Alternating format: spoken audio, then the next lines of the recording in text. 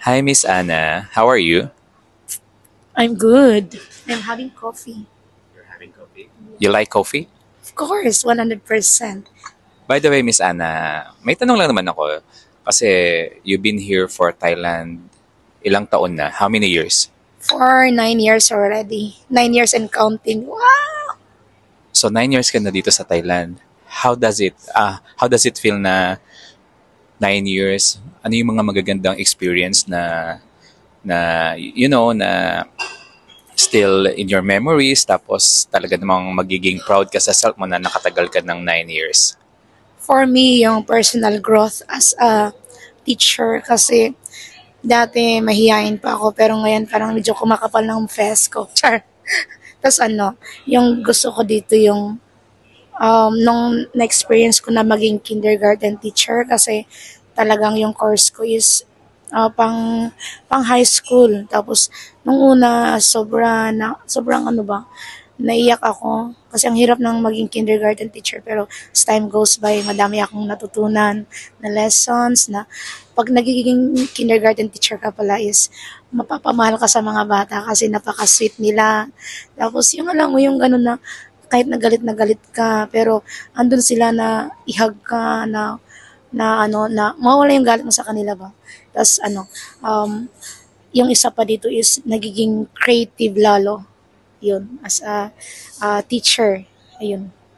Ayan ako. So sa 9 years mo dito sa Thailand, for sure nakapag-adjust ka na sa lifestyle, tama?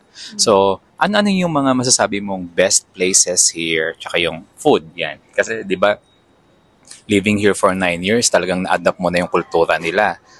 When we say kultura, parang lahat. Pagkain, yung the way silang mamuhay dito sa Thailand, di ba? So, can you please name some places na masasabi mong maganda talaga dito sa Thailand and yung food na favorite mo dito? Let's start with the places or Okay, yung number one is Bangkok. Siyempre, malapit lang dito. Bangkok, number one talaga yan. And especially sa Central World kasi andun lahat, pwede kang magtambay, pwede kang mag-charge, charot, pwede kang magkape-kape doon for 5 hours, wow, Kimi. Tapos magkimit ka sa mga friends mo, Kimi. Ayan.